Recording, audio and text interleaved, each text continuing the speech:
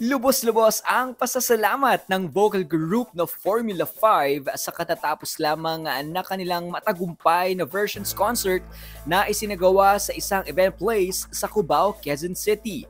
Ang grupo ay binubuo ng mga male singers na sina Kirby Bass, Kier, Sean Ehusa, Oliver Agustin at pinangungunahan ng kanilang vocal coach at leader na si Frank Lloyd Mamarin. Isa sa highlight ng nasabing show ay ang pag-awit ng grupo ng kanilang version ng kantang Handog ni Florante. Ito ay inialay nila sa pumanaw na superstar.